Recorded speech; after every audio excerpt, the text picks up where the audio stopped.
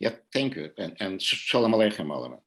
But I'll speak in English. I'm instructed to speak in English. So in any case, when I was asked about a topic for this talk, certainly I couldn't imagine that it would be so related to what is going on in the moment. I keep the Ukrainian television on my computer, watching as I know the language, so I can follow it. In any case, but we'll focus on the files of the secret police that had various names during the Soviet period. It was NKVD, MGB, KGB, and so on. And in Ukraine, they became accessible, the files. It is difficult to get them in Russia. And Ukraine is important for a historian of Yiddish literature, because Ukraine was one of the places where many Yiddish writers lived, and where many Yiddish writers were arrested finally, or otherwise watched by the secret police. So now we have access to quite a few files, and I have to tell you that it is changing our understanding of what was going on. We know now much better about the methods of the surveillance, and the methods of the tricks and style, how they arrested people and how they interrogated them, and the whole, the whole procedure of sending them to the Gulag or execute, and then rehabilitation of those who survived the incarceration, or rehabilitation of those who didn't survive, and their family asked for rehabilitation. So it is a whole story, and many phases in this story. The general picture is, however, still not 100% clear, and I am not sure if we'll get a clear picture in general. Because what we still don't know, maybe there are files that are still not accessible, or maybe such files never existed, but we don't know, we can't understand the decision maker. We know that the writer was arrested.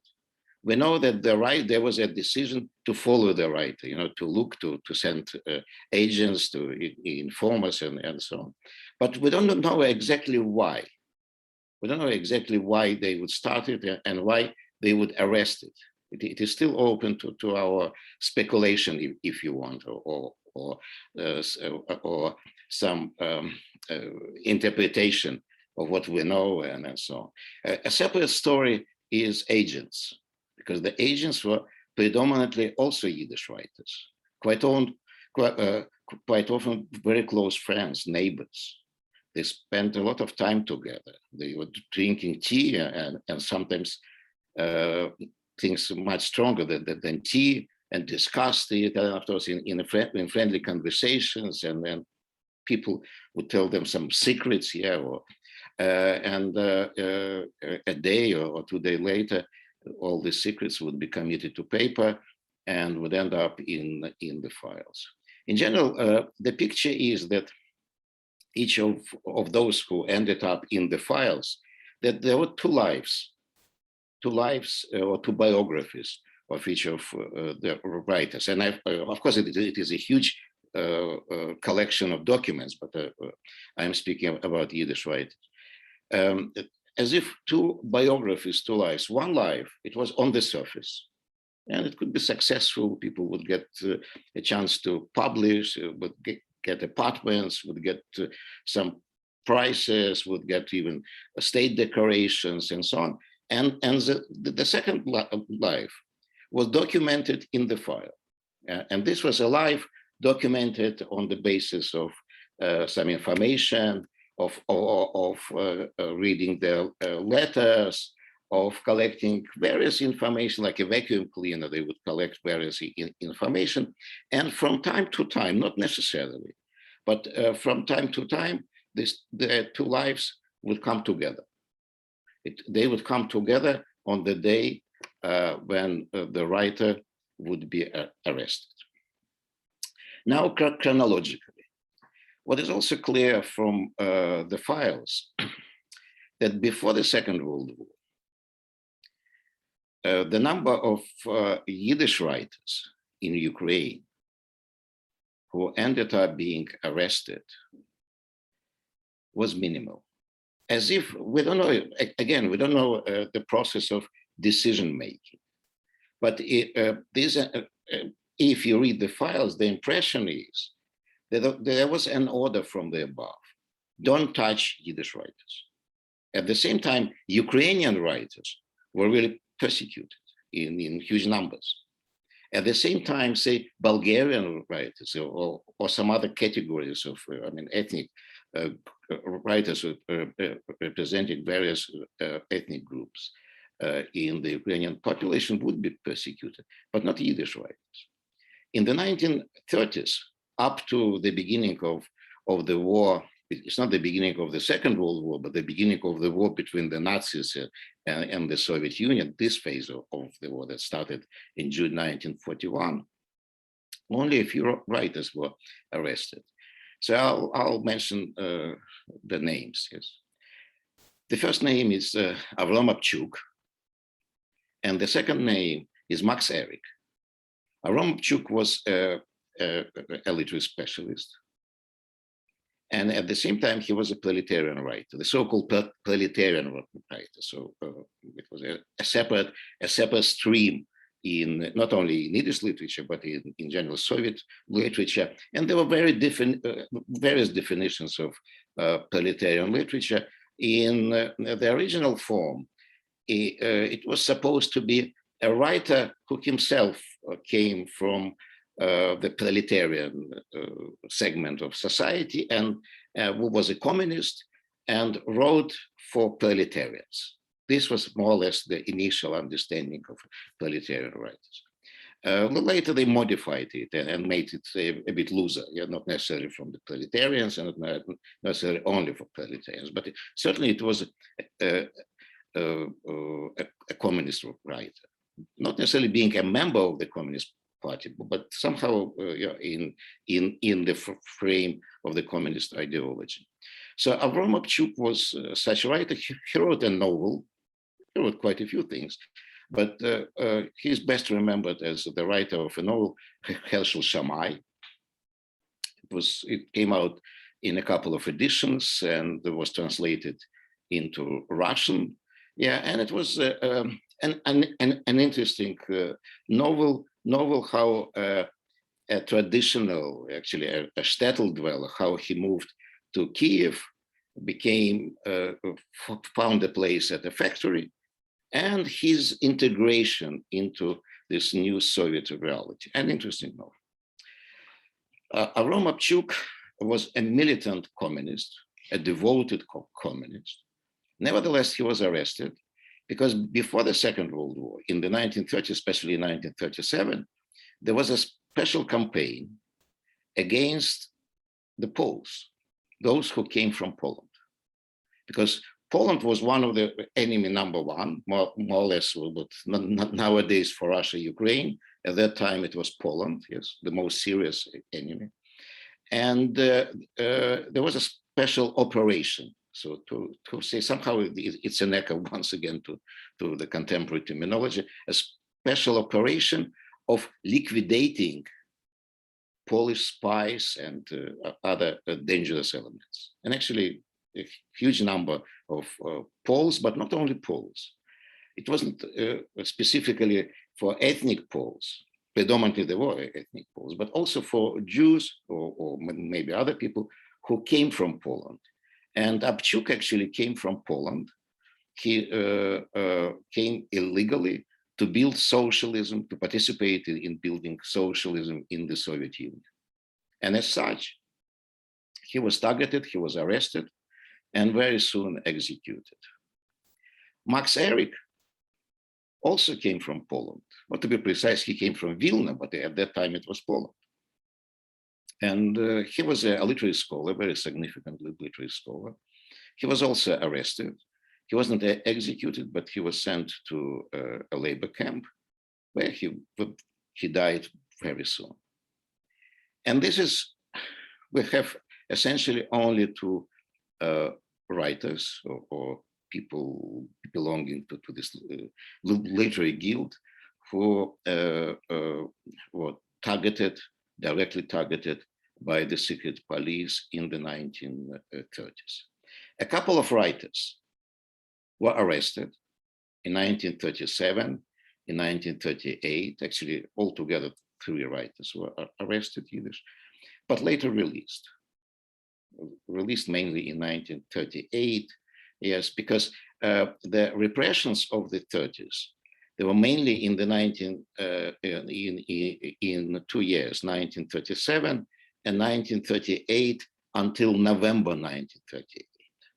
And afterwards, it was a decline, and even over 100,000 people were released, and many of those who participated in the campaign of arresting and so on were accused of,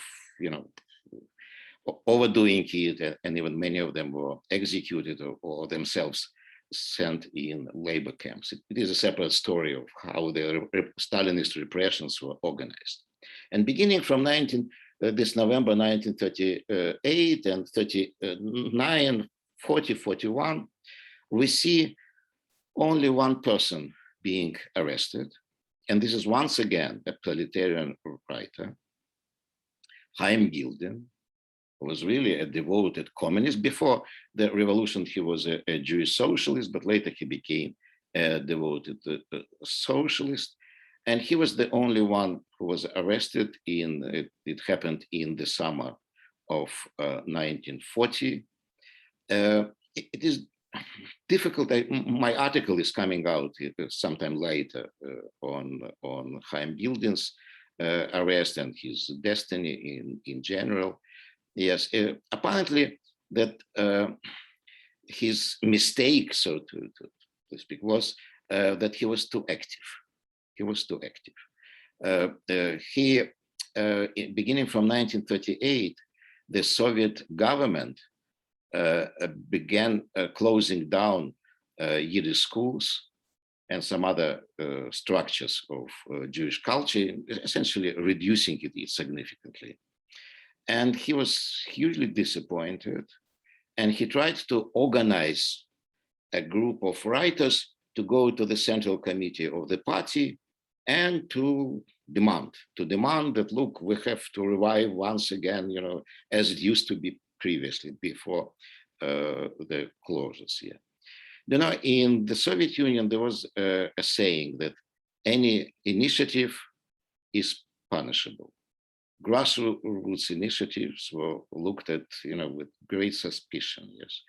And the initiative was supposed to come from the Central Committee, in general, from the above down, not the other way. So he was arrested I repeat once again, in June 1941. And also he was sent to a labor camp where he died in 1943. Yes, so during the war, but the camp was quite far from the areas where the operations took place. Then during the Second World War, the writers, of course, many of them ended up in the territories occupied by the Nazis, and they didn't survive. Some of them were in the ranks of the army, and not everyone came back alive, yes, but there were no arrests. What we can see in the files, that the secret police continued to watch. So, for example, Kiev was evacuated, yes, and ended up in the hands of the Nazis. But the files moved together with the evacuated secret police. And people continued to be watched, Yiddish writers who ended up in various corners of the Soviet Union. Their files ended up, in the local police outpost, and the local police outpost continued the surveillance, continued. And then when they returned to Kiev, once again, the files came after them to Kiev. And, this was new pages entered, but they were not persecuted. Persecutions began in 1948. This was really, if I repeat once again, the 1930s, hardly any persecutions, and it wasn't really those who were arrested. It wasn't really something specifically anti-Jewish. It was more anti-Polish, or it was seen as, this wrong initiative, and so on. So in 1948, we see a campaign that was associated with the liquidation of the Jewish Anti-Fascist Committee, of everything that was associated with the Jewish Anti-Fascist Committee, and everything that was associated with Yiddish culture. Everything that had to do with Yiddish culture was closed between 48 and the last one, maybe 51, but usually 1950. If we can understand the logic, not justify, but understand the logic of closing the Jewish Anti-Fascist Committee, then it is very difficult to understand the logic of closing the entire infrastructure of Yiddish cultural life. Now, the logic of closing the Jewish Anti-Fascist Committee was the following: that it was created during the Second World War, in the beginning of the Second World War, as a propaganda unit. There were 5 propaganda units that specialized in targeting various groups of people outside the Soviet Union. So the Jewish Anti-Fascist Committee was not established to deal and to organize propaganda in the Soviet Union. It happened, but it was a byproduct. The main objective were foreigners, and the main objective, of course, was the United States. So it was a committee that specialized in this propaganda for young people, for women, for the Slavic population, for academics, scholars, and Jews. It happened that during the war and after the war, the Jewish Anti-Fascist Committee developed into something more than just a propaganda unit. To a significant degree, it happened after the 1943 visit of two representatives of the committee, Shlomo Michoels and Isaac Pfeffer, as I believe all of you know, that they spent quite a long time in the United States, and briefly they visited also Canada, Mexico, and the United Kingdom. And they became names known outside the Soviet Union. What's also important, that Shlomo Michoels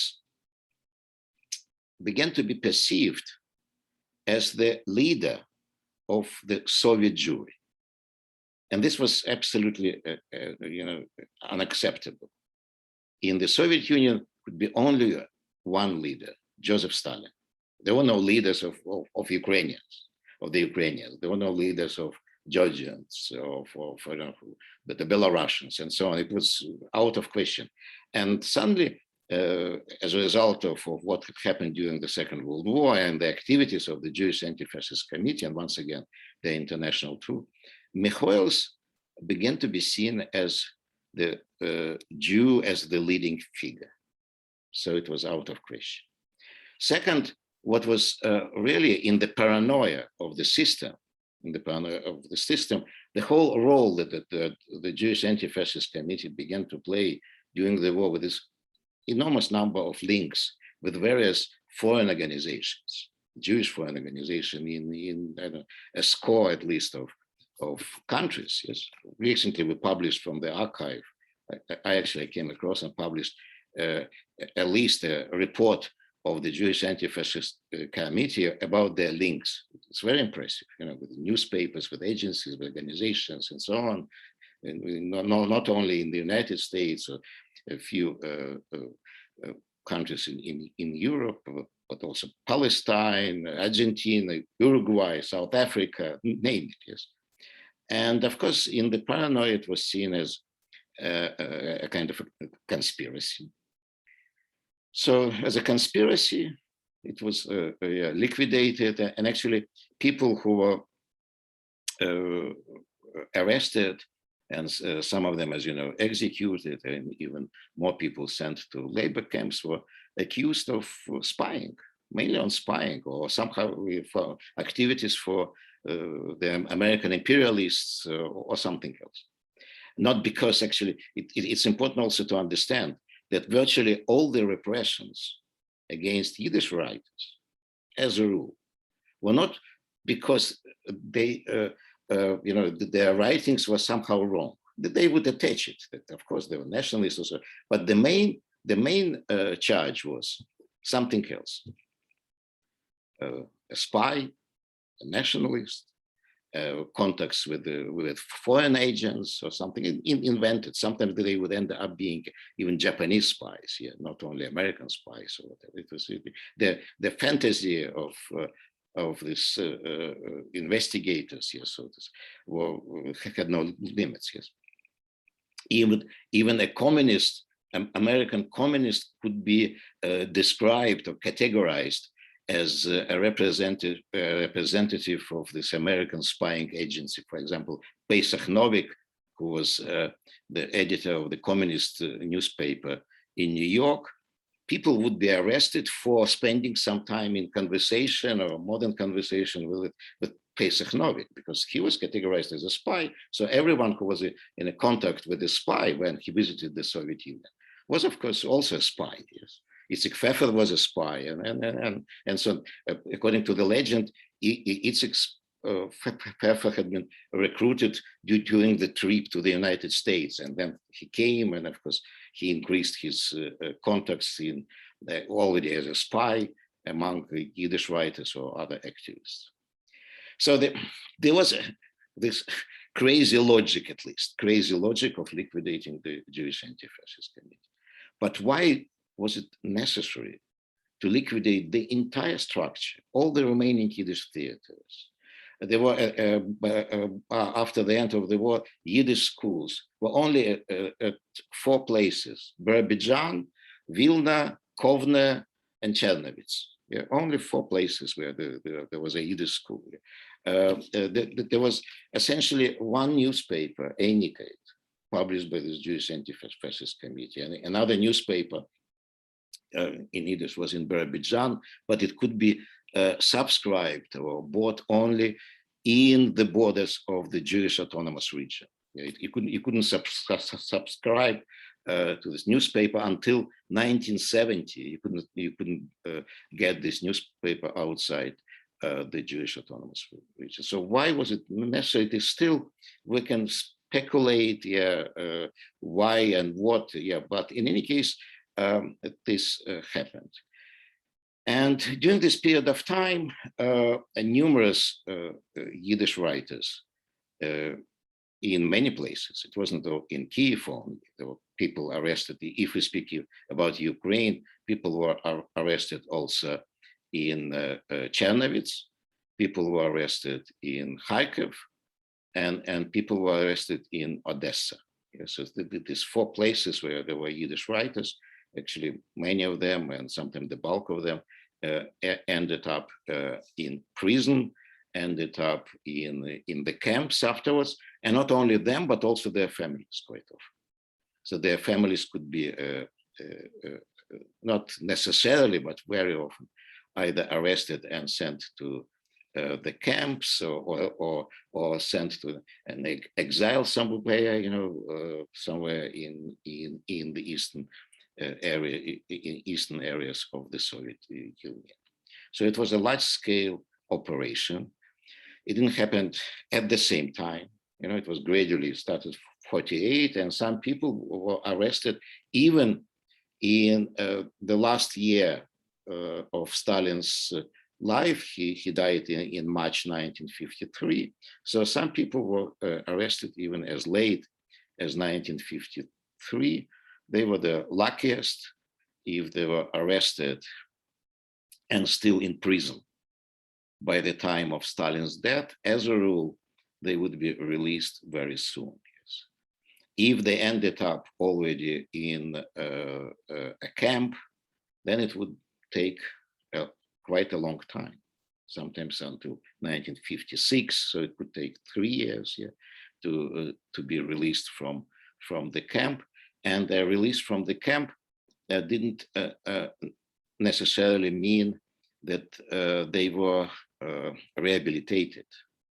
So they could be released as a result of some that they were not well physically or something else. Released, yes, released, but it was still hanging on them that they were enemies of the state. So it meant quite often that they would be released from the camp, but they couldn't return to Kiev, because such people were not allowed to live in significant urban centers. So quite often it was a separate geography where they were allowed to live. In my research, I focused on a few writers, yes, and one of the writers was Yitzhak Kipnis.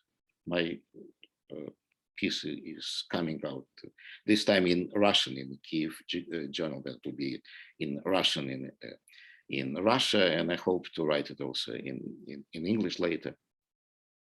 And he was arrested in 1949, yes, kept in camps, and then released.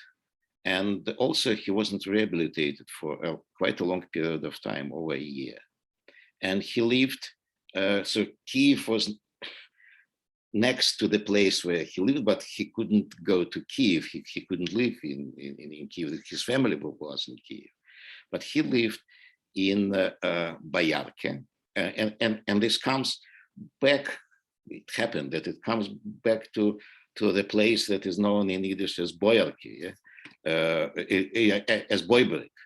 It is to the place with Tevye, yeah? Tevye der Milchiker.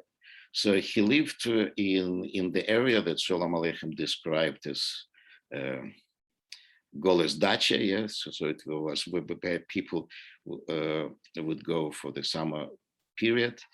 And essentially, it somehow recreated the Pale of Jewish settlement when Jews were not allowed to settle in Kiev, but could live outside Kiev, yes. So it took his files contain numerous letters, numerous appeals written by various writers, Russian writers, Ukrainian writers. It was also, this file contains a whole, or a separate file, contains a whole piece of literary research, very significant piece. I prepared it now for publication as a page in literary history. So it is a research and overview, a detailed overview of Kipnis's literary life to prove that he was a devoted Soviet writer. And on the basis of this literary research, there was an appeal placed for rehabilitation. And finally, he was rehabilitated and was allowed to return to Kiev to join his family. Yes, and this is just one of the stories. You know, each story, there are no repetitions. What is also important, there are no repetitions. There are something here, patterns, whatever, but each story is a separate story. And I mentioned it is a separate topic. There's also a story of agents. We have very limited time. I'll just mention that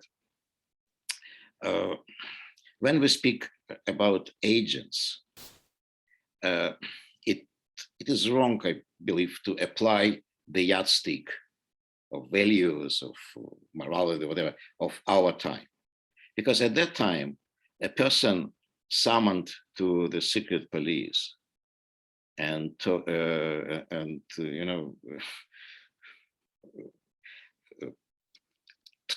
that, look, you have to inform. To say no it meant actually to sign something that you would end up in prison. Yes. So I hardly know any examples when people would say no.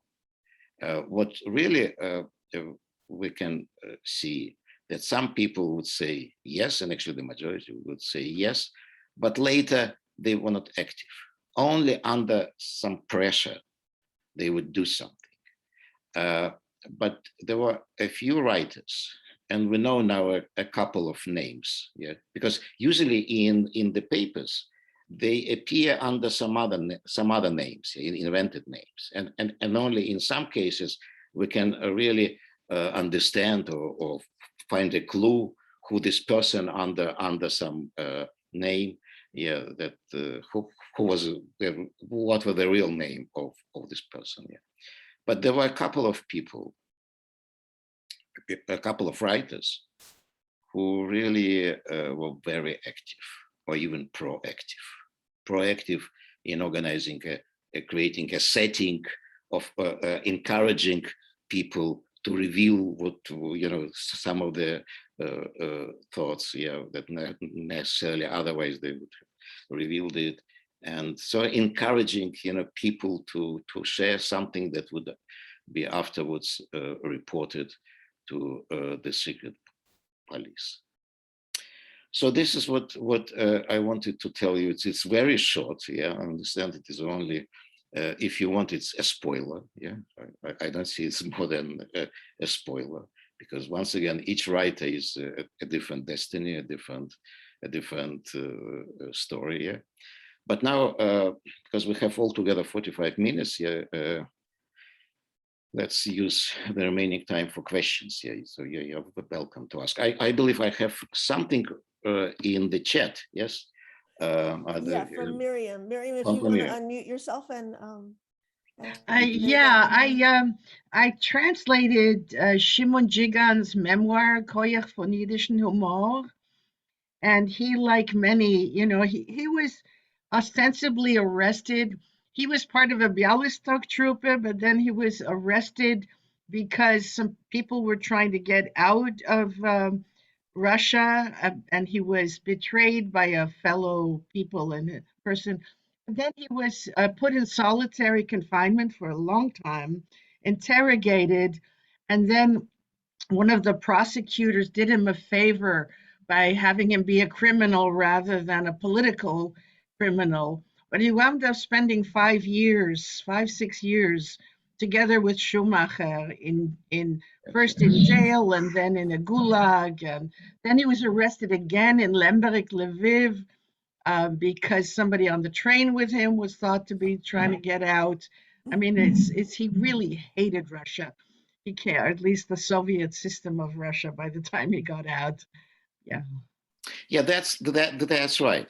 In general, we know a lot about Soviet Yiddish life and Soviet Yiddish intellectual life. I mean, literary life, life of actors and so on, thanks to memoirs written by those who came from Poland and survived in the Soviet Union, either in camps or not in camps, or in camps and not in camps. There were various combinations, or in camps, not in camps, and once again, many options. And afterwards, they really, many of them committed it to paper.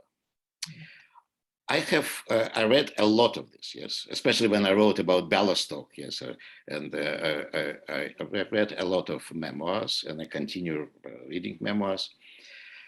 They're very interesting and very informative, but I believe it's important, and I'm not speaking about specifically about Jigan's memoirs, but in general, that it's important to keep a bit of salt on the table when you read it, A pinch of salt always helps. Because when they left the Soviet Union, many of them, if not the majority, when they were sitting, they didn't write it in the Soviet Union. They wrote it afterwards in Palestine, in France, in the United States, elsewhere, So when they wrote it, They had many, of course, they wanted to share their experience, but as a rule, they wanted also to emphasize that they didn't, that were not involved in the Soviet system, that they didn't collaborate. They even invented this scheme that they were Maranas. This is purely, you find it time and again in their memoirs that they either call themselves Maranas, or you can see that it's a kind of Maranas, that well, and that the Soviets were also Maranas, because if they're Maranas, then it's fine. They were, under the pressure of the Inquisition, they had to behave, and afterwards when they left, they could say, oh, we're Maranas. So I didn't find, to be honest, any piece of memoir that I could say, this is 100% the reflection of the reality, rather than also an attempt to edit, to whitewash, to somehow to improve the biography. And this is natural, because you can't find, I don't believe you can find a piece of memoir that is not self-serving. Yes, this is by the definition, this is the genre of this. But still, for what I mentioned, in general, we know a lot about this, and mainly thanks to such people who survived in the Soviet Union and committed it to paper. So it's very important that you've translated it, because each translation makes it, it's more accessible to scholars, or just to readers. Yasher Koech, thank you. I can see that Michael Lukin, yes? He had his hand up. Yeah. Thank you very much for your presentation. I have two questions. First, was the situation in Belarus different from the Ukrainian? And second, is there any difference between writers and, let's say, musicians and theater actors, philologists, and other cultural? Thank you so much. Thank you. Excellent. Yeah. First of all, Belarus and Ukraine, and actually Moscow. Yeah. This is a separate story. We still don't have a comparative research of Jewish life, Soviet Jewish life in Ukraine and in Belarus. And the patterns were quite different. The patterns in many aspects, even in the minor aspect that, for example, in Ukraine in 1923, there was a decision, no more Shtetl. Shtetl disappeared. There was no, on the Soviet-Ukrainian map, there was no such a thing as Shtetl. From 9. In Belarus, also a reduced number, but still, I believe 68 or whatever, Shtetl remained in officially a Shtetl in Belarus until 1938. In Belarus, of course, until the same more or less time, Yiddish was one of the state languages and so on. Belarus was also the place where the repressions in the 1930s were devastating concerning Yiddish writers. Almost the entire cream of the Belarusian Yiddish literary guild here ended up being executed or in Gulag. In Ukraine, it was different. Why?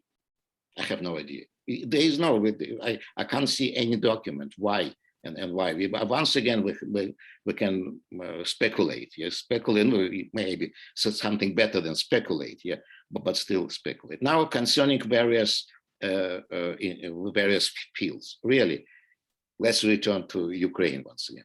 I mentioned that the writers were in the 1930s more or less spared here from, but certainly the picture was different concerning academics. In Kiev, there was the most significant academic institution, the Kiev Institute for Jewish Proletarian Culture, that had almost 100 people employed actually on the payroll.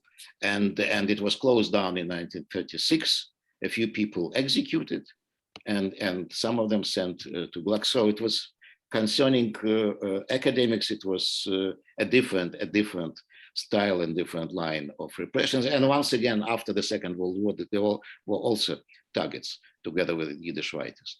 Concerning musicians and concerning, we can also speak about actors. We can also speak about artists. Yeah, it is a lot. It was, every time it was different. Once I heard from a German scholar who deals with Stalinist repressions that musicians, well, much less targeted in general during the repressions than other people involved in these cultural activities. One person argued that maybe because Stalin loved music. I have no idea. I don't believe that everything came to the point of what Stalin loved and what Stalin disliked. Sometimes it played a role. But in any case, musicians, maybe because they know when you play music, you play music. You don't spell out something that is afterwards can be treated as dangerous, yes, or something else. The same with painters, yeah, artists. Okay, because once again, I want to emphasize, as a rule, the repressions were not because what they have written, but because they belong to something, to a group, invented conspiracy. What is also important, in the Soviet Union, there was no essentially such a category as a Jewish artist, as a Jewish musician. It could be a Jewish writer, and it could be a Jewish actor, because they performed in Yiddish. A Jewish writer, Isaac Babel, wasn't a Jewish writer. He wasn't categorized as a Jewish writer. He was a Russian writer. So it was categorized by the language rather than and music, it's a universal language. Thank you so much, Michael. So we have just 3 minutes left. Okay. And Vivian, you had a question, if you want to do it real quick, and then it kind of leads very into quick. what Harvey was saying. Yeah, I'll try to be also very quick. I'm just very curious. There's so much to say. Yeah, I'm curious as to why you use the word agent all the time and not informer. Is there a difference? And secondly, about informing, you mentioned that the Anti-Fascist Committee was targeting communist organizations in the United States, Canada, etc. Did any of those people actively provide information which could be used against these writers that you know of? No. The second, I immediately say no, never. Okay. They were not involved. Okay. Agents and informers. It's very loose because you can see on files sometimes that the same person is agent and sometimes it is informer. Strictly speaking, and there were even agents also, various categories. An agent, it usually is a person who had a name already, a sign that he cooperates. Informer could just come and say something, report on someone. But still, it is not rigid. It is not, yes, sometimes the same person is in one file or on one page, is an agent, and on another is an informer, yeah. So it wasn't, my impression that it wasn't so strictly categorized, yes. So. Thank you. I think your talk was amazing. I really appreciated what you had to say. Thank you very much. So yes, please. And Harvey, yes. Please unmute yourself. Yeah, good. Yeah. So I had been reading one time about Itzik Pfeffer, and there was a comment there that he had, well, again, it's a complicated situation, was an informer with regard to Michoels, and something about that, and also something about the relationship between Michoels and Pfeffer and Paul Robeson, and that meeting that they had, I think it was in 1948, that was arranged when Robeson came back to the Soviet Union.